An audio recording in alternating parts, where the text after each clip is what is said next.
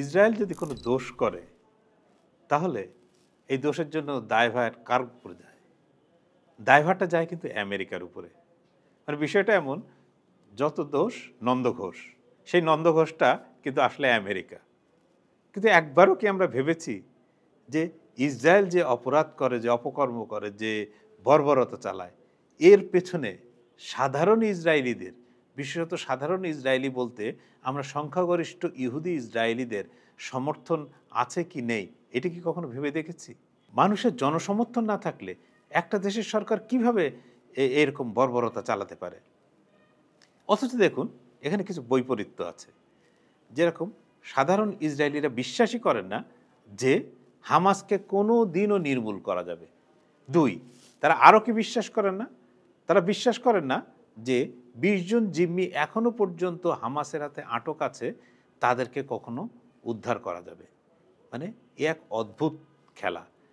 অথচ আপনি দেখেন যে এই যে গাজায় ৭০,০০০ মানুষের প্রাণ গেল, যার মধ্যে অধিকাংশই নিরীহ শিশু, কিশোর, নারী, এদের বিরুদ্ধে এই ঘটনার প্রতিবাদে, তাদের সরকারের এই বর্বরতার প্রতিবাদে কখনো কোনো ইহুদিদের প্রতিবাদে সরব হতে শুনেছেন? ইসরায়েলিদের সরব হতে শুনেছেন? শোনেননি। তাদের ঘরের ছেলে মেয়েরাই কিন্তু এই বর্বরতা চালাচ্ছে, অথচ তারা কিন্তু নীরব। কেন নীরব? আমরা একটু খতিয়ে দেখে আসি যে এই কেনর উত্তর খুঁজি। ২০২৩ সালের ৭ অক্টোবর, যেদিন হামাস হামলা চালিয়েছিল ইসরায়েলের ভেতরে এবং সেখানে ১২০০ লোক মারাও গিয়েছিলেন, এই ঘটনাটাকে আমরা মনে রাখব। এই সময় আপনার বা এর আগে প্রধানমন্ত্রী নেতানিয়াহুর অ্যাপ্রুভাল রেটিং সাধারণ ইসরায়েলিদের মধ্যে ছিল ৩০% বা এর একটু কম বেশি। তো এই রকম রেটিং ৭ অক্টোবরের পরেই এই তার অ্যাপ্রুভাল রেটিং বা জনপ্রিয়তার নিরিখে তার জনপ্রিয়তা নেমে আসে অর্ধেকেরও নিচে। কেন এসেছিল? এই কারণে যে নেতানিয়াহু সাধারণ ইসরায়েলিদের নিরাপত্তা দিতে ব্যর্থ, এইটা তাদের কাছে মনে হয়েছিল। এই কারণে সাধারণ ইসরায়েলিরা তাদের তখন আর সমর্থন করেননি। এরপরে নেতানিয়াহু কী করলেন? শুরু হলো গাজায় একদম চরম বর্বরতা।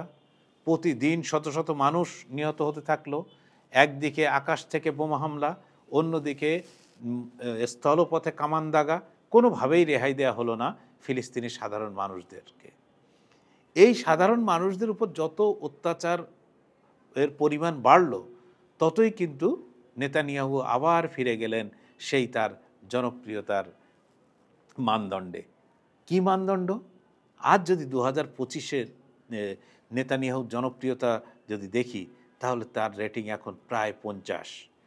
তাহলে বুঝে দেখুন যে যার রেটিং ১৫-তে নেমে গিয়েছিল, তিনি আবার ৫০-এ পৌঁছালেন। এইখানে কি আলাদিনের চেরাগ? আলাদিনের চেরাগটাই হলো ফিলিস্তিনের এই নিরীহ লোকগুলোকে হত্যা। হ্যাঁ, ইতিমধ্যে নেতানিয়াহু কেন, তার পূর্বসূরীরাও সাধারণ ইসরায়েলিদের মধ্যে যে জিনিসটা তৈরি করতে পেরেছেন, সেটি হচ্ছে নিরাপত্তাহীনতার অভাব। তাদের মনোজগতে এই জিনিসটাকে চারিয়ে দেওয়া হয়েছে যে একজন ফিলিস্তিনি বেঁচে থাকলে ইহুদিরা কখনো নিরাপদ না। এই জিনিসটা কিন্তু প্রত্যেকটা সাধারণ ইসরায়েলিরা বিশ্বাস করেন। ইহুদিরা, যে ইসরায়েলিরা বিশ্বাস করার কারণে একটি ফিলিস্তিনি শিশু নিহত হওয়ার সঙ্গে সঙ্গে কিন্তু তাদের মধ্যে এক ধরনের অসাধারণ আত্মবিশ্বাস কাজ করে, যে তারা নিরাপত্তা বোধ করেন যে ওই শিশুটি আর ভবিষ্যতে জঙ্গি হয়ে, ওই শিশুটি আর ভবিষ্যতে ঘাতক হয়ে আর তাদের সামনে আসতে পারবে না। অথচ কি এক মানে বিশাল বৈপরীত্য দেখুন। মাত্র ৮০ বছর আগে দ্বিতীয় বিশ্বযুদ্ধের সময় এই যে আজ যারা ইসরায়েলে ইহুদি হিসেবে আছেন, তাদের তো একটা বড় অংশ আসছেন ইউরোপ থেকে। ইউরোপে দ্বিতীয় বিশ্বযুদ্ধের সময় তাদের পূর্বপুরুষদের কী অভিজ্ঞতা হয়েছিল?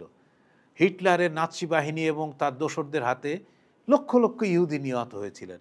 সেটাকে হলোকস্ট নামে পরিচিত।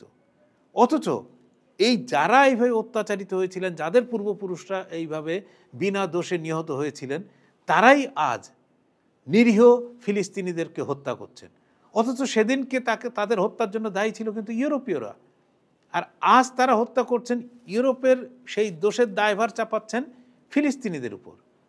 তাহলে তো এমনও কোনোদিন আসতে পারে এই ফিলিস্তিনিরা হয়তো কোনোদিন পারবে না, কিন্তু অন্য কেউ তো তাদের উপর আবারও এমন প্রতিশোধ নিতে পারে।